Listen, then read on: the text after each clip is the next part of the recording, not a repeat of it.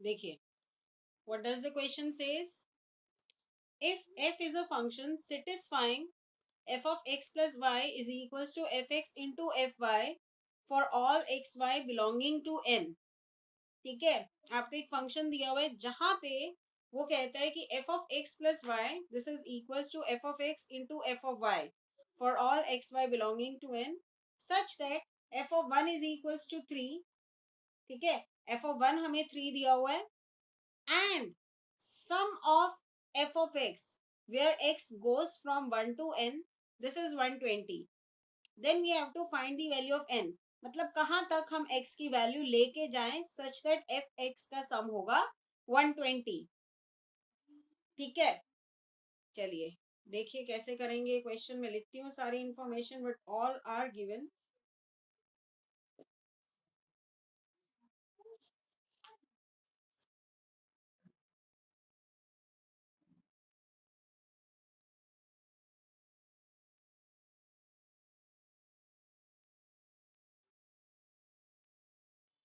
f of x plus y this is equals to fx into fy for all xy belonging to n such that we have f of 1 is equals to 3 and sum of all f of x where x goes from 1 to n is equals to 120. Then we have to find out the value of n. ठीक है, समझो इस question को अच्छे से क्या दे रखा है. देखो पहले अच्छे से इसको रीड करो एक दो बार क्वेश्चंस को, समझो क्या कंसेप्ट हम इसमें लगा सकते हैं.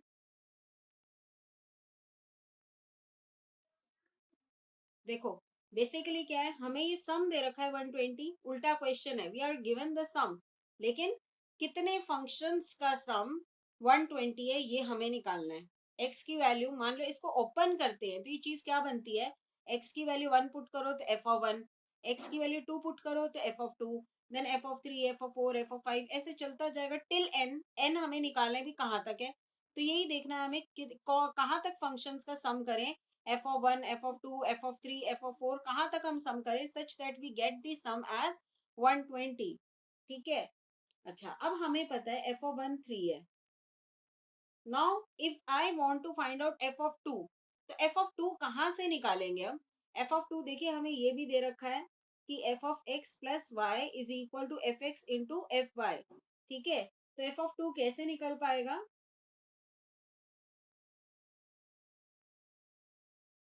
पुट इसको मैं फर्स्ट इक्वेशन नाम ले लेती हूँ. put x is equals to 1 and y is equals to 1 in first equation. इसको फर्स्ट इक्वेशन में पुट कर दिया, x को 1 और y को 1 दोनों को 1 1 पुट करेंगे तो x प्लस वाई यहाँ पे f ऑफ 2 मिल जाएगा हमें. तो f ऑफ 2 की वैल्यू मिल जाएगी इस तरीके से. देखिए x को 1 पुट किया, y को 1 पुट किया, इधर आ जाएगा f ऑफ 1, x की प्लेस में 1 और y की प्लेस में 1, ये भी f ऑफ 1 आ जाएगा. दिस इम्प्लाइज ये f ऑफ 2 हो जाएगा और f ऑफ 1 हमें दिया हुआ है तो इसी चीज का हम फायदा उठाएंगे. यहाँ पे इनटू में f ऑफ 1 इज अगेन 3 तो मल्टीप्लाई होके आ गया 9. तो f ऑफ 2 मिल गया इस तरीके से. इसी तरीके से f ऑफ 3 भी निकाल लेते हैं. f ऑफ 3 कैसे निकालेंगे, put x equals to 2 and y is equals to 1. ठीक है, अब की x को 2 और y को 1 ले लेते हैं इन फर्स्ट इक्वेशन. तो मुझे मिल जाएगा x को 2 और y को 1 लिया तो ये 2 प्लस 1 हो जाएगा इज इक्वल्स टू, और यहाँ पे x को 2 तो f ऑफ 2 हो जाएगा इंटू एफ ऑफ 1. तो जो कि f ऑफ 2 हम निकाल चुके हैं यहाँ पे 9 और f ऑफ 1 हमें 3 दिया हुआ है, मल्टीप्लाई होके 27 मिल गया. ठीक है, अब हम f ऑफ 4 निकाल लेते हैं. ऐसे करके थोड़े से हम टर्म्स निकाल लेते हैं. ये चीज हमारी एफ ऑफ 3 आ गई. अब एफ ऑफ 4 निकाल लेते हैं. x को 3 पुट किया, y को 1 पुट किया इन फर्स्ट इक्वेशन तो एफ ऑफ 3 प्लस 1 हो गया F of 3 into F of 1. ठीक है, ये आ गया एफ ऑफ 4 और एफ ऑफ 3 मेरा ऊपर आया था 27. 27 इंटू 3 करेंगे तो ये आ गया 81. ठीक है, ऐसे ही हम निकाल सकते हैं काफी सारे टर्म्स. f(1) हमें पता है, f(2) निकाल लिया, f(3) निकाल लिया, f(4) निकाल लिया। अब जरा सम करके देखते हैं। अब देखिए यहाँ पे हमें सम दिया हुआ है। अब ये सम कंसिडर करते हैं जरा कि x 1 से लेके n तक ये सम हमें 120 दिया हुआ है। इसका मतलब क्या हुआ कि f(1) plus f(2) plus f(3) till f(n) तक हमने कर लिया और ये सम हमें 120 दिया हुआ है। ठीक है, अब इनमें से कुछ की वैल्यूज तो हमने शुरू में निकाल ली है। Let us substitute that. f(1) हमारा 3 है, f(2) हमारा 9 निकल के आया था, फिर 27, फिर 81 and so on till n terms. n terms हैं इसके और ये सम हमारा 120 आया था। अब आप देख रहे हो ये बेसिकली एक जीपी का क्वेश्चन बन गया है। जीपी का सम n टर्म्स का सम हमारा 120 उसने दिया है, तो ये कितने टर्म्स का सम 120, ये क्वेश्चन बन गया है। ये जो फंक्शन का इसने पूरा दिया है ना कंसेप्ट, वो फंक्शन से हमने एक जीपी तैयार कर लिया है। ठीक है, तो अब बस ये जीपी है whose first term is 3 and common ratio is 9/3। आप करके देखेंगे 3 आएगा which is greater than 1। तो हम सम का फॉर्मूला लगाएंगे, Sn is equals to a, r आपका पहले आ जाएगा अपॉन r-1। ए आपका 3 है, आर आपका 3 है, 3 की power n-1 over 3-1। This is given to be 120। तो मैं थोड़े से स्टेप्स खाऊंगी। ये 2 इससे क्रॉस मल्टीप्लाई कर दिया 240, वो इससे डिवाइड कर दिए 80 आ जाएगा, 1 उधर ऐड हो जाएगा 81। तो 3 की power n is equals to 81 आ जाएगा which is nothing but 3 की power 4। So on comparing the powers we get n is equals to 4।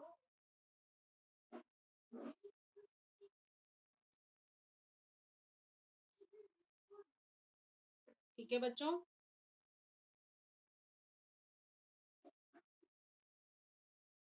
I hope सभी को एक क्वेश्चन समझ में आया होगा।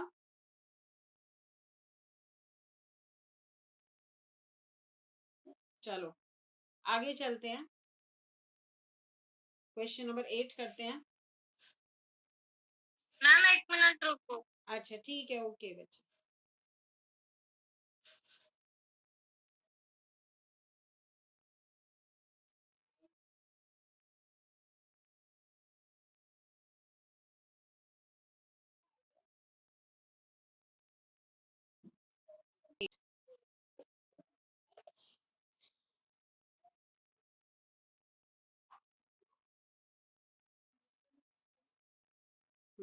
देखो, the sum of some terms of gp is the sum of some terms of gp is 315 whose first term and common ratio are 5 and 2 respectively। Find the last term and the number of terms। भाई कितने terms का सम ये 315 दिया वो हमें निकालना है, और मान लो 10 टर्म्स का सम 315 है तो 10th टर्म क्या है। ठीक है, ये चीज हमें निकालनी है।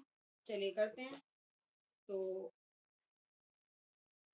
ए हमें दिया हुआ है, फर्स्ट टर्म 5 दिया हुआ है, कॉमन रेशियो 2 दिया हुआ है, और एस एन आपको 315 दिया हुआ है। आपको ए एन निकालना है लास्ट टर्म, और नंबर ऑफ टर्म्स कितने टर्म्स का सम है ये एन निकालना है। ठीक है, अब एस एन का फॉर्मूला आएगा ना, since this is r is greater than 1 तो हम लगाएंगे ए आर की power n-1 over r-1। S n की जगह 315, ए आपका 5 दिया हुआ है, आर आपका 2 है, तो 2 की पावर n-1। पावर निकालनी है ना, तो पावर निकालनी है जब तो हमारा वही होता है कि बेस सेम रखना है और पावर को इक्वेट करके आता है। अब ये 1 हो गया, क्रॉस मल्टीप्लाई 5 को इधर डिवाइड कर दिया,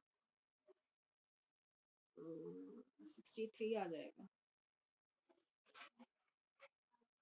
1 इधर ऐड कर दिया 64 इज इक्वल टू 2 की पावर n। तो ये आ जाएगा 2 की पावर 6 इज इक्वल टू 2 की पावर n। n हो जाएगा 6।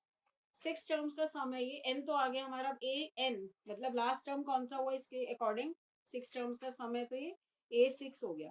तो a6 निकालेंगे, ए आर की पावर 5 हो गया, तो ए आपका 5 है, आर आपका 2 है, 2 की पावर 5, 5 इंटू 32 ये हो जाएगा 160।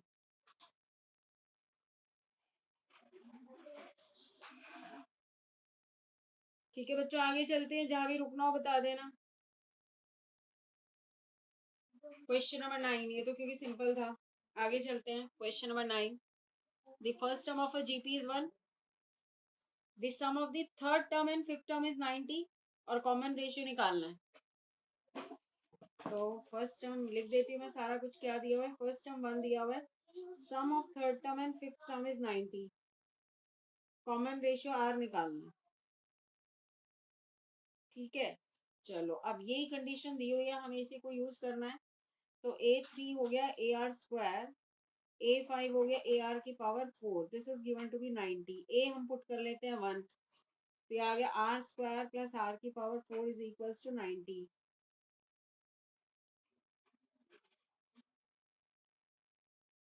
अब ये वो बन गई इसमें by quadratic, R⁴ plus R² minus 90 is equals to 0। 10 और माइनस 9 बनेगा, तो R⁴ plus 10R² minus 9R² minus 90 equal to 0। यहाँ पे R² कॉमन आ गया, R² plus 10 minus 9 common, R² plus 10 equal to 0। यहाँ से आ जाएगा R² प्लस 10 और R² minus 9 equal to 0। R² plus 10 will not give you the real answer, the real values of R, तो ये हमारा रिजेक्ट हो जाएगा। और यहाँ से हमें मिल गया R² minus 9 equal to 0, R plus minus 3 हो जाएगा बस।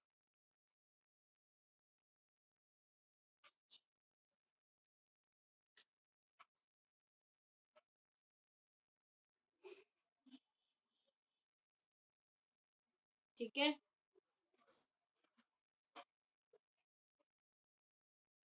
देख लो, कुछ सेकेंड्स दे रही हूँ, then we will move to next question.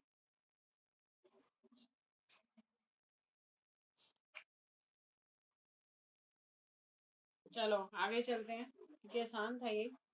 Question number 10 करते हैं। The sum of three numbers in GP is this. ठीक है, sum of three numbers in GP is this. और अगर हमें प्रोडक्ट भी दिया होता ना इनका, तो हम वो वाले नंबर्स लेते, A/R, A और AR। पर यहाँ पे खाली सम सम दिया है और आगे कुछ और दिया है। If we subtract 1, 7, 21 from these numbers in that order, we obtain an arithmetic progression, find the numbers. तो नंबर्स हम A/R, A और AR नहीं लेंगे, हम सिंपली हमारे, क्योंकि उससे ये क्वेश्चन और हेक्टिक हो जाएगा, क्योंकि खाली सम और सब्ट्रैक्शन के कंसेप्ट दिए हुए यहाँ पे, प्रोडक्ट का नहीं दिया हुआ। तो taking those numbers A/R, A and AR will make this question more tough.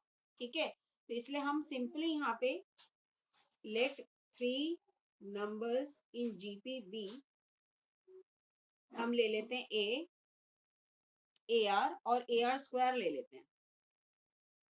ठीक है, अब चलिए हम कंडीशंस लिखते हैं कि हमें क्या दिया हुआ है। इनका सम दिया हुआ है 56, AR plus AR², this is given to be 56। Let this be as first equation. और सेकंड इक्वेशन दी हुई है, इन तीनों में कुछ कुछ नंबर सब्ट्रैक्ट करने हैं। पहले में 1 सब्ट्रैक्ट करना है, दूसरे में 7 और तीसरे में 21, यानी कि A-1।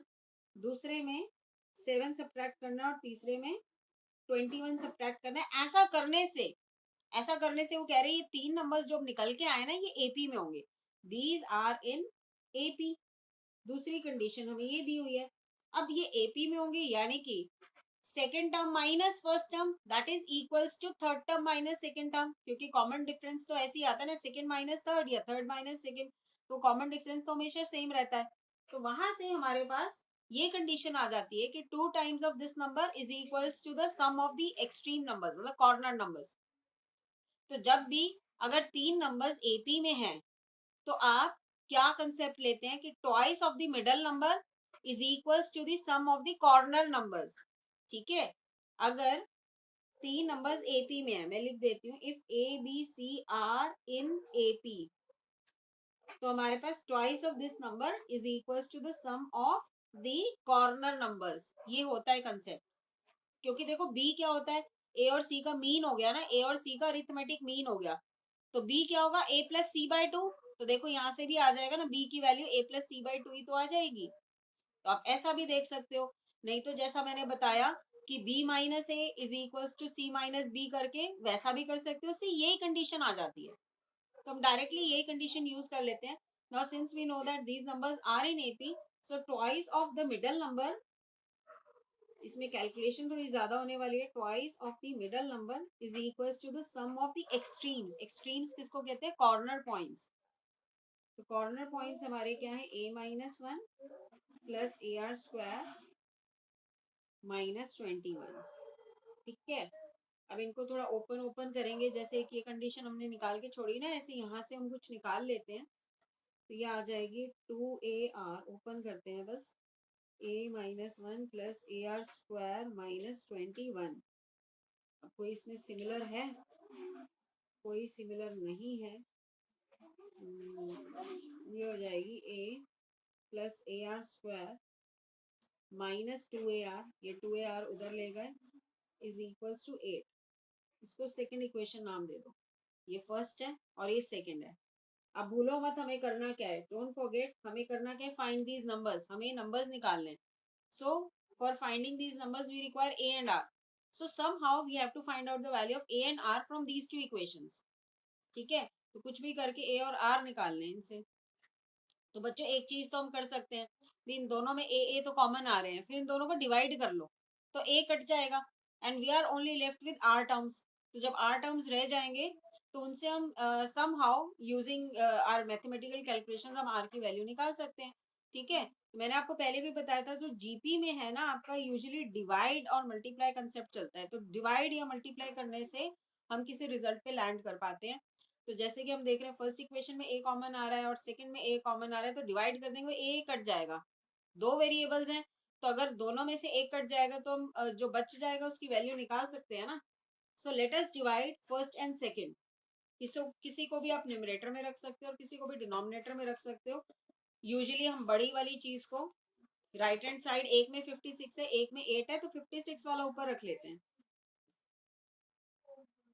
तो 56 वाला, देखिए मैं पीछे से कॉपी कर लेती, 56 वाला ये है a plus a are square, ये चीज 56 है, डिवाइड बाय दूसरी इक्वेशन है, दूसरी इक्वेशन ये थी A R square minus 2ar, और ये 8 है। ठीक है, अब a कॉमन आके कट जाएगा, वो स्टेप मैं लिख नहीं रही, सिंपली मैं लिख रही हूँ क्या बच गया, plus r square upon 1 plus r square minus 2r is equals to, और ये डिवाइड होके आ गया 7।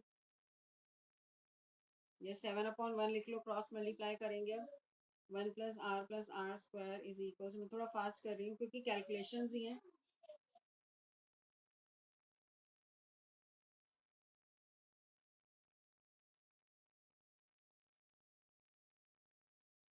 फाइनली ये आ जाएगा, 3 कॉमन आ जाएगा, तो 2r square minus 5r plus 2 is equal to 0। -4 और -1 बन जाएगा, स्प्लिटिंग द मिडिल टर्म से, 2r square minus 4r minus r plus 2 equal to 0। 2r common आ गया, r माइनस 2, -1 कॉमन आ गया, r माइनस 2 इक्वल टू 0। ये आ गया 2r-1 और r-2, दो तरह के r आ गए यहाँ पे, दोनों ही पॉसिबल है। This implies r is equal to 2 and 1/2, दोनों के करस्पॉन्डिंग a अलग अलग आएगा।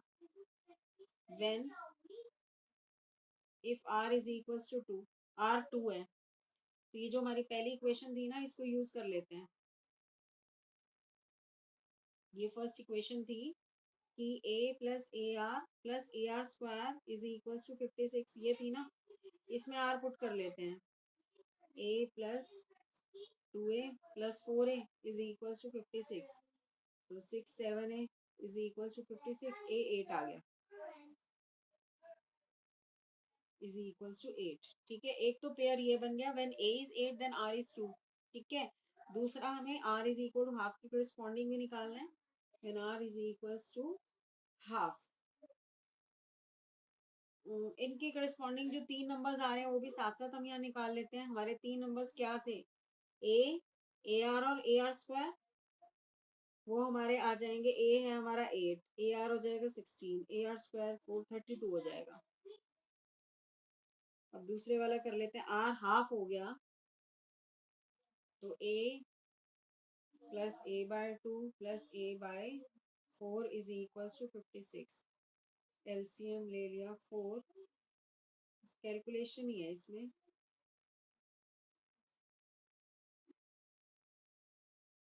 7a इज इक्वल्स टू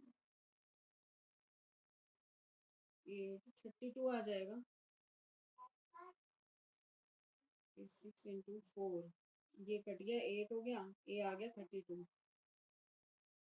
तो 8 32 है, A 32 है, आर हाफ है, और हमारे नंबर्स क्या हैं, ए आर और ए आर स्क्वायर, वो क्या बन जाएंगे, A is 32, A R is 32 divide by 16, और ए आर स्क्वायर, आर का स्क्वायर किया 1/4, इसको 4 से डिवाइड किया 8। देखो वही नंबर्स आ गए, तीनों में शफल करके आ गए, रिवर्स ऑर्डर में आ गए।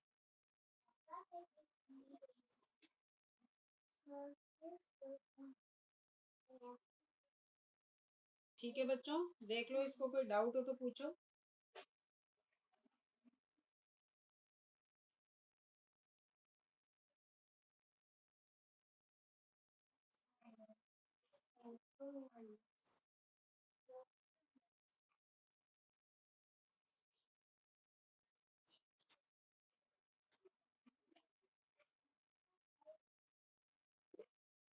चलिए आगे क्वेश्चन करते हैं।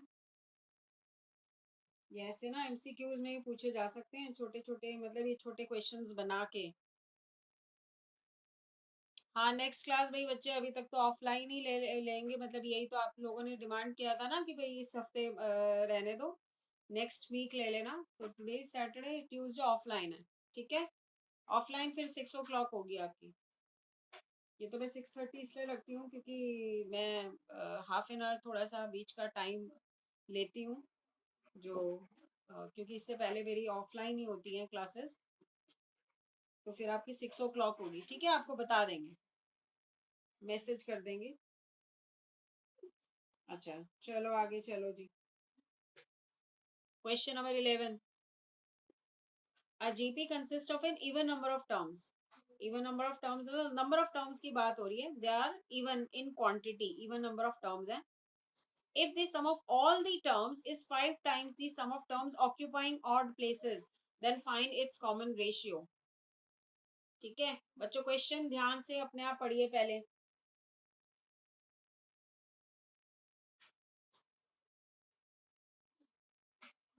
इवन नंबर ऑफ टर्म्स है, हम मान लेते हैं usually n number of terms लेते हैं, इन जनरल हम 2n नंबर ऑफ टर्म्स ले लेते हैं, क्योंकि इवन नंबर ऑफ टर्म्स है, 2n की तो श्योरिटी हो गई ना कि 2n is even. So let us take this GP has 2n number of terms.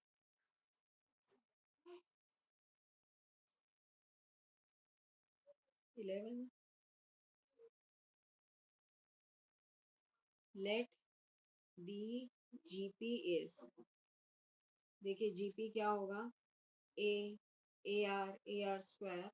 अब देखिए कंसेप्ट को और क्लैरिफाई करने के लिए मैं इसके 2n नंबर ऑफ टर्म्स ले लेती हूँ। तो 2nth टर्म क्या होगा, 2n-1, एक कम हो जाता है ना भाई, तो ये 2nth टर्म ही है, this is your 2nth term. इससे पहले वाला टर्म लेना चाहोगे अगर, वो क्या होगा, ए आर 2n-2, एक एक कम होता जाता है ना पावर, ठीक है। अब यहाँ से ये चीज मैंने यहाँ पे क्यों लिखी, थोड़ा सा आपको क्लैरिफिकेशन हो जाएगी कि हमें दिया हुआ है sum of all terms is equals to 5 times the sum of terms occupying odd places. तो यहाँ पे क्लियर हो जाएगा कि ऑड प्लेसेस कौन कौन से नंबर्स ले रहे हैं। ऑड प्लेसेस कौन सा हो गया, first term, third term, fifth term, seventh term, ये ऑड प्लेसेस के टर्म्स हो गए। तो हम लिख लेते हैं, मतलब यहीं पे आप देख लीजिए, ये ऑड प्लेसेस के टर्म्स हो गए, first term, third term, fifth term. इसी तरीके से जो 2nth टर्म है उससे पहले वाला टर्म, ठीक है। तो ऑड प्लेसेस और इवन प्लेसेस वाले आपको यहाँ से बहुत अच्छे से क्लियर हो गए। और अब हमें क्या दिया हुआ है, sum of all terms is equals to 5 times the sum of terms occupying sum of terms occupying odd places। ठीक है, चलिए अब इसमें वैल्यूज फिल करते हैं। ये तो ऑल टर्म्स है, ऑल टर्म्स हमारा यानी A R plus a are square. बच्चों रिजॉइन कर लेना सभी। ए आर की पावर 2n-1, ये हो गए ऑल टर्म्स। दूसरी side 5 times the sum of terms taking odd places, तो वो हो गया a r a, then a are square, then एक एक छोड़ के बीच में ए आर की पावर 4, मतलब पावर्स इवन वाली हो गई, पावर्स इवन वाली हो गई। और लास्ट वाला ए आर की पावर 2n, 2n-2 लिख रही हूँ बच्चों यहाँ पे, है ना। ये 2n था आपको बताया। इससे पहले वाला हो गया ऑड प्लेस वाला, यानी पावर 2n-2। अब इनके सम लिखते हैं। इसका सम हो गया फर्स्ट टर्म। यहाँ पे हम एज्यूम कर लेते हैं कि r is greater than 1, less than 1 वाला भी एज्यूम कर सकते हैं। एक ही सॉल्यूशन रहेगा दोनों केसेस में, लेकिन दोनों में से कोई भी एक लेके तो चलना पड़ेगा ना। So we are taking r to be greater than 1। तो r की पावर क्या आएगी बच्चों, n आती है ना। तो n क्यों आती है, क्योंकि कितने टर्म्स का सम है वो आती है। अब यहाँ पे कितने टर्म्स हैं, 2n टर्म्स है ना, तो ये 2n आ जाएगी पावर। ये छोटी छोटी चीजें हैं इस क्वेश्चन में। नीचे फिर r-1 और इधर 5, ये 5 ऑलरेडी है। अब इसका सम, ठीक है, इसमें a आएगा पहले, तो ये 5a हो गया। फिर r यहाँ पे क्या है, कॉमन रेशियो क्या है बताइए। इस सीरीज में कॉमन रेशियो क्या है नेक्स्ट वाली में,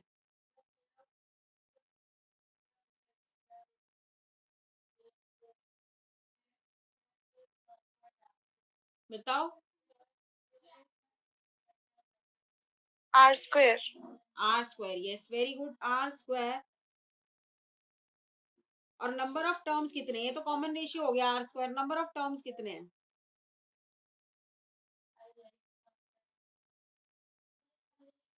एन होंगे, आधे आधे बढ़ गए ना। टोटल 2n थे, उनमें से ऑड वाले ले लिए भाई। कोई भी मतलब 10 टर्म्स है मान लो, तो कितने ऑड और कितने इवन होंगे उसमें, 5 5 हाफ हाफ हो जाते हैं ना। अब ये 2n टर्म्स है, तो उसमें से n इवन हो गए, n ऑड हो गए। तो ऑड वाले लिए हमने, तो इनकी क्वांटिटी कितनी हो गई, n। How many are they, these terms, they are n in number, तो पावर n हो गई।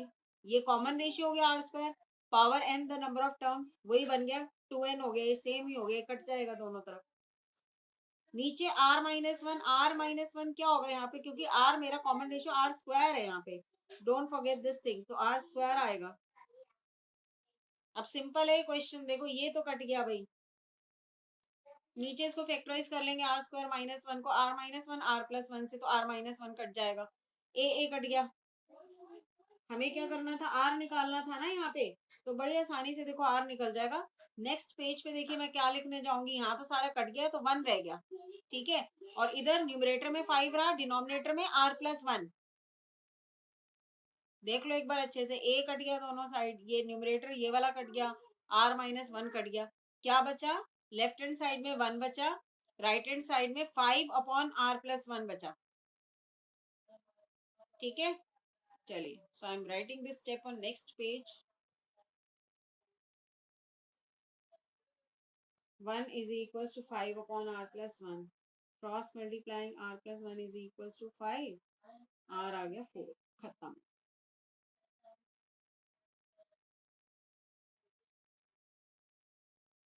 ठीक है, चलिए नेक्स्ट क्वेश्चन, क्वेश्चन नंबर 12।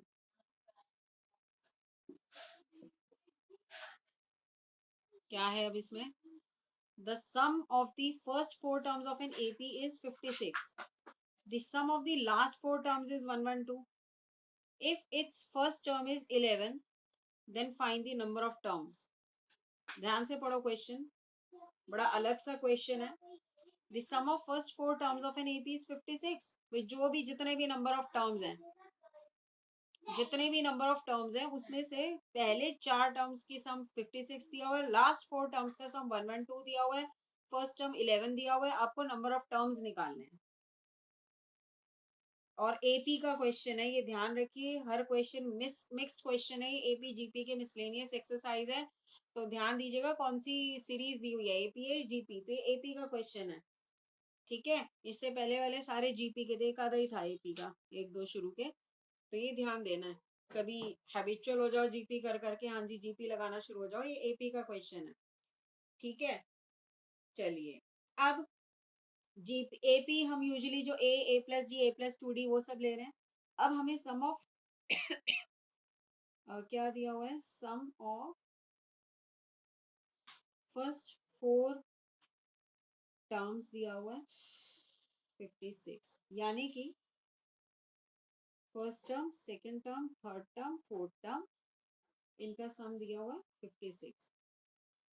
यहाँ से हम क्या कर लेते हैं, फर्स्ट टर्म हमें पता है A, second term A plus D, third term A plus two D, fourth term A plus three D, कोई ना कोई इक्वेशन बन जाएगी ए और डी के अंदर, और मेरे को ए दिया हुआ है यहाँ पे, तो डी डी मिल जाएगा मेरे को, यहाँ से ए मेरे को दिया हुआ है, ए 11 दिया हुआ है, और हमें नंबर ऑफ टर्म्स निकालना है।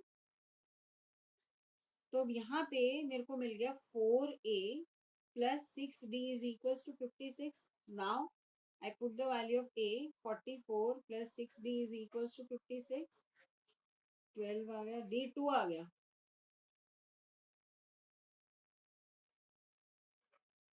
d2 आ गया। ठीक है, now we move on to next condition, क्या दी हुई है, sum of last four terms is 112। ठीक है, हमें एन नंबर ऑफ टर्म्स निकालना है, तो देखिए लास्ट फोर टर्म्स क्या हुए, nth टर्म, उससे प्रीवियस वाला term n minus one term, उससे प्रीवियस वाला term n minus two term, और उससे एक और प्रीवियस वाला term n minus three term, उनका सम है 112। Let us open them. nth term is, यहाँ पे अब देखिए n इन्वॉल्व हो गया, n इंक्लूड हो गया, और a और d हमें पता है, a और d हम पुट कर देंगे और इजिली n की वैल्यू निकाल लेंगे। nth टर्म हमारा क्या है, a plus n minus one d होता है, प्लस ये हो गया, नेक्स्ट हो गया n minus one term a plus n minus two d, next is a plus n minus three d, next is a plus n minus four d, this is given to be 112। let us collect all a's, they are four in number, so we have 4a। ठीक है, और d common निकाल लेते हैं, और d में आ जाएगा n minus one plus n minus two plus n minus three plus n minus four, d मैं लिख चुकी हूँ पहले, this is given to be 112। तो 4a की वैल्यू पुट कर लेते हैं, d की वैल्यू भी पुट कर लेते हैं, n अंदर 4n है, 10 इज इक्वल टू 112। देखो कितना आसान हो गया क्वेश्चन।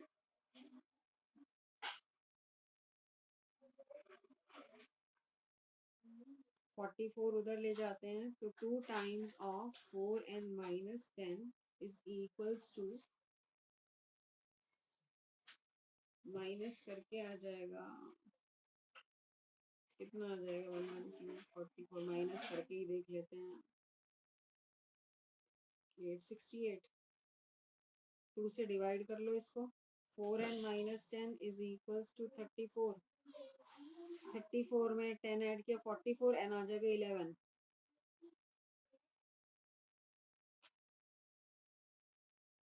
ठीक है, देखो एपी आपने पहले भी किया, 10th क्लास में भी किया, लेकिन ये कितना डिफरेंट क्वेश्चन था, कि सम ऑफ एक एपी है और उसके फर्स्ट फोर टर्म्स का सम दिया है, लास्ट फोर टर्म्स का सम दिया है, और फिर हमें उस एपी के नंबर ऑफ टर्म्स निकालने हैं।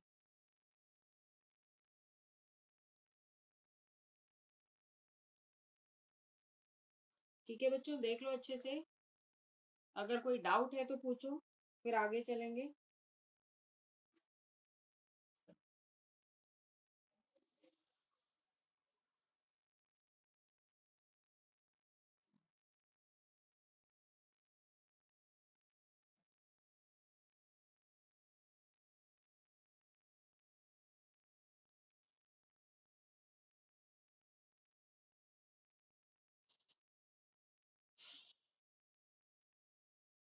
चलिए आगे चलते हैं. Let us move to 13th question number.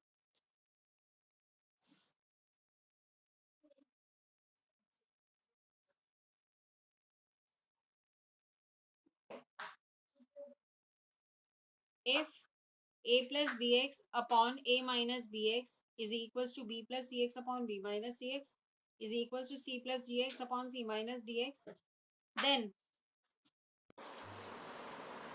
Mummy कृतन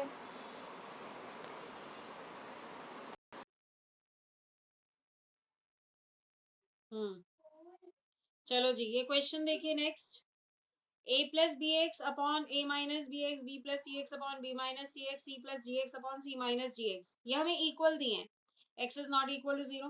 then show that a b c and d are in gp.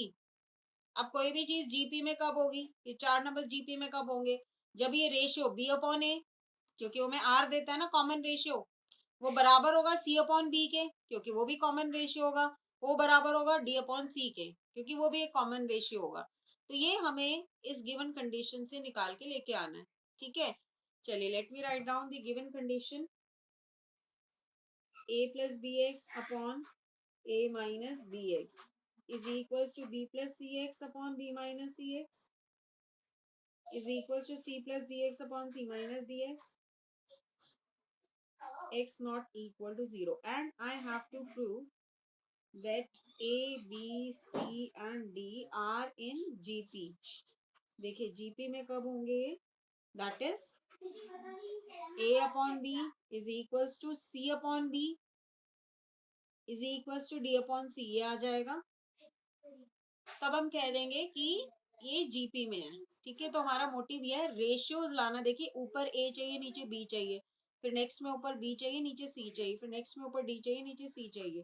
लेकिन अगर मैं इसको ध्यान से देखूं तो ऊपर ए और बी दोनों ही मिक्स हैं, ऐसे ही नीचे ए और बी दोनों मिक्स हैं, जबकि मुझे खाली ऊपर खाली ए चाहिए और नीचे खाली बी चाहिए. ऐसे ही नेक्स्ट में ऊपर खाली बी चाहिए नीचे खाली सी चाहिए, और इसमें ऊपर खाली डी चाहिए और नीचे खाली सी चाहिए. जो कि हमने एक और क्वेश्चन में किया था, मैंने आपको बताया था अगर दोनों ऊपर नीचे मिक्स हैं वो नंबर्स, और हमें एलोन नंबर्स चाहिए वहां पे, तो हम क्या करते हैं वहां पे कॉम्पोनेंडो डिविडेंडो यूज करते हैं. तो यहाँ पे भी हम वही यूज करेंगे. So applying componendo and dividendo,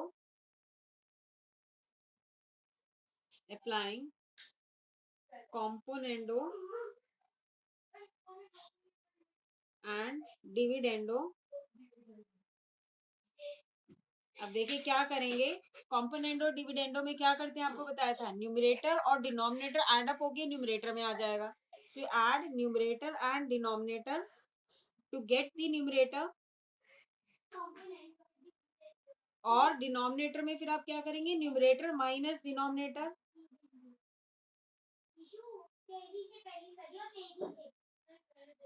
ऐसे ही बाकियों में करोगे, न्यूमरेटर प्लस डिनोमिनेटर, फिर numerator minus denominator, numerator plus denominator,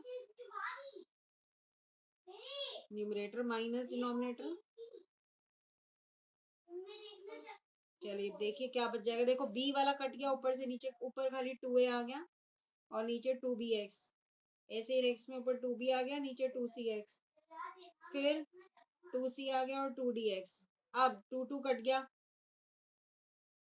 और क्या बचेगा, a upon b x is equal to b upon c x. देखो वो रेशियो पे पहुंचते जा रहे हैं हम धीरे धीरे. अब इक्वल है क्योंकि ये सारी चीजें, तो हम कोई भी मैथमेटिकल ऑपरेशन अप्लाई कर सकते हैं यहाँ पे. So we multiply x all over, we multiply each term by x. So multiplying each term by x. x से मल्टीप्लाई किया तो ये a अपॉन बी, क्योंकि x से मल्टीप्लाई करने पे ये x हमारा खत्म हो जाएगा जो हमें नहीं चाहिए. So we'll end up with this result, a upon b is equals to b upon c is equals to c upon d, which will give me that a b c and d are in gp. अभी आपको बताया था ना हमें ये ratios equal चाहिए. अगर ये रेशियोज इक्वल हो जाएंगे तो हम कह पाएंगे कि ये चार टर्म्स जीपी में है.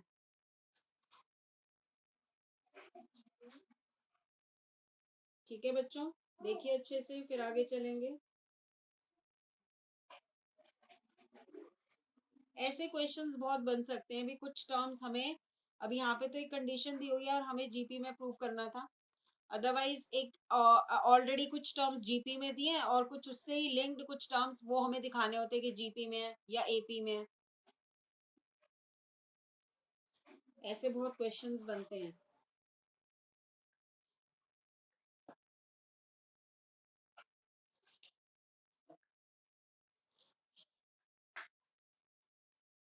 चलिए चले नेक्स्ट क्वेश्चन पे। चलिए नेक्स्ट क्वेश्चन। हाँ, क्वेश्चन नंबर 14। क्वेश्चन नंबर 14 बहुत डिफरेंट सा है, प्रूविंग का क्वेश्चन है, बड़ा सा लंबा चौड़ा सा क्वेश्चन है। सॉल्यूशन मतलब इसका लंबा सा बनेगा। देखो करते हैं, क्या क्वेश्चन दिया हुआ है। Let S be the sum, P the product. ये कुछ सिंबल्स का हमें बताया है कि कैपिटल एस सम के लिए, कैपिटल पी प्रोडक्ट के लिए और capital R the sum of reciprocals of N terms in a GP.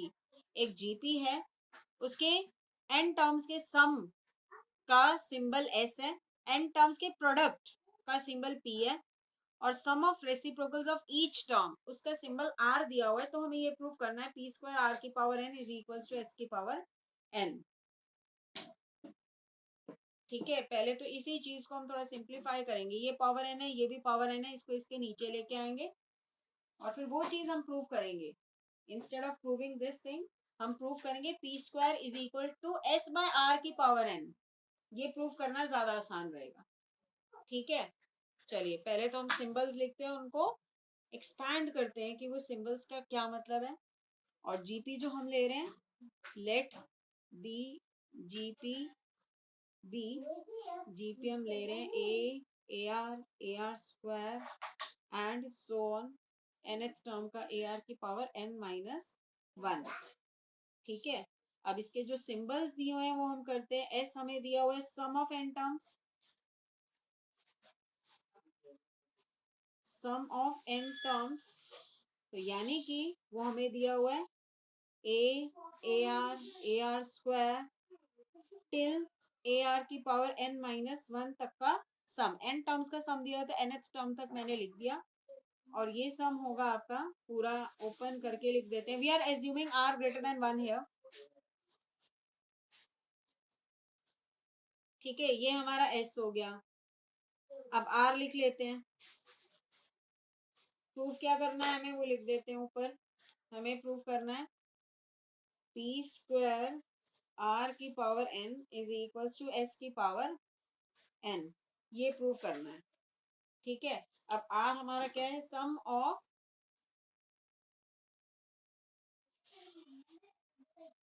Of reciprocals of N terms,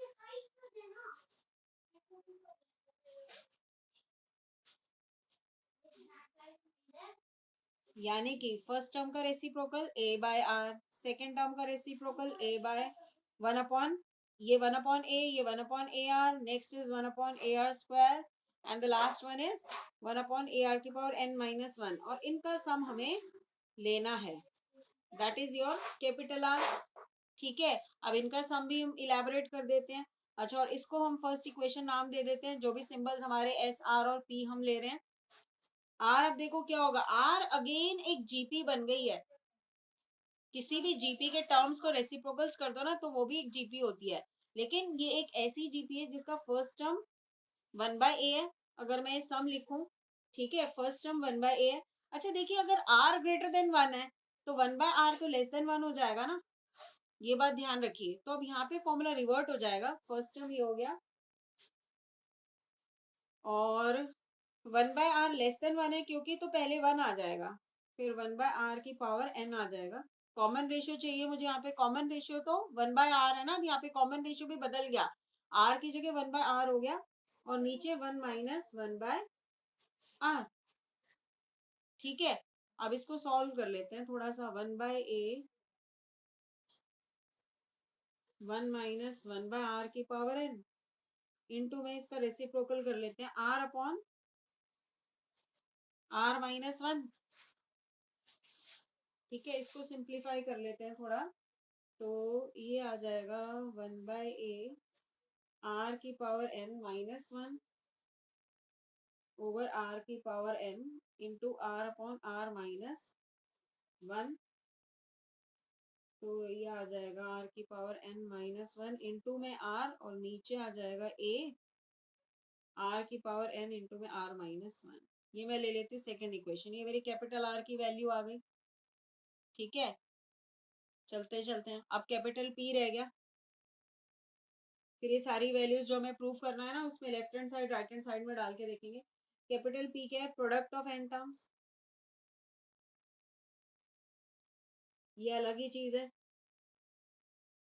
भाई, जो एन टर्म्स है उसका प्रोडक्ट चाहिए। देखिए A R square, A R cube, ऐसे ही चलते चलते ए आर की पावर n -1 तक है। कितने ए है यहाँ पे बताइए? हाउ मेनी ए आर दे?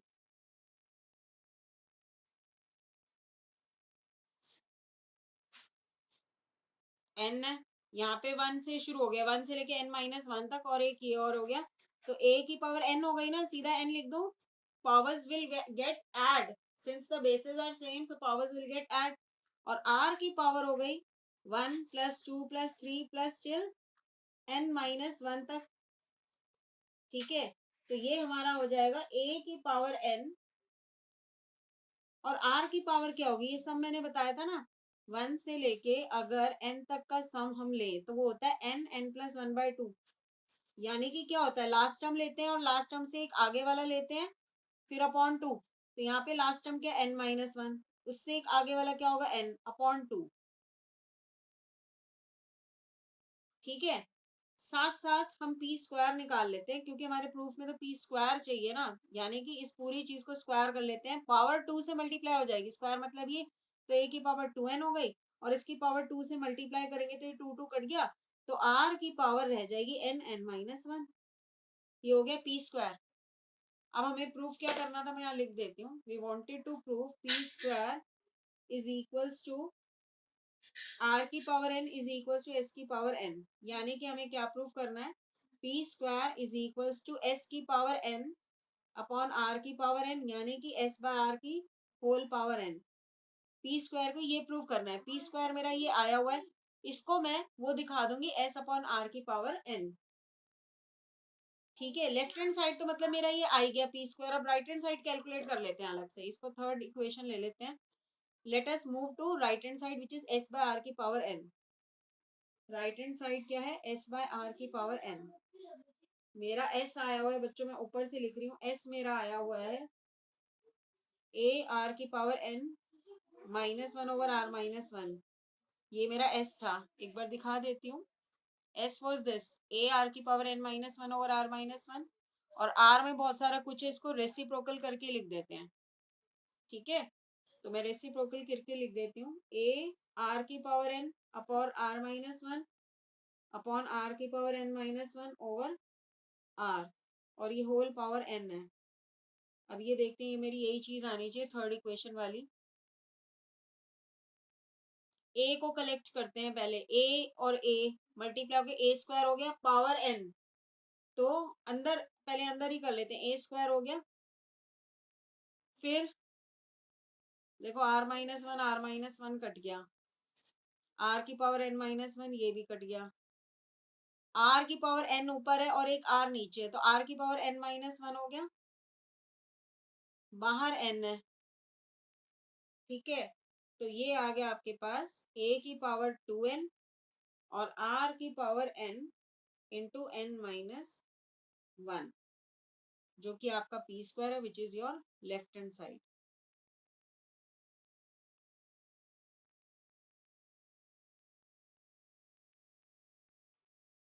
ठीक है बच्चों, एमसीक्यू में क्वेश्चन ऐसे आ सकते हैं, भाई ये मत सोचो कि एमसीक्यू में नहीं आएंगे। वो S capital R capital P की आइडेंटिटी दे सकता है कि ये सम है, और इसके ऑप्शंस दे सकता है, जैसे पी स्क्वायर इंटू हो सकता है एस की पावर एन यहाँ लिख दिया और आर की पावर एन इधर लिख दिया। तो आपको खुद जज करना है कि क्या है वो रिजल्ट, तो रिजल्ट भी थोड़ा सा ध्यान होना चाहिए।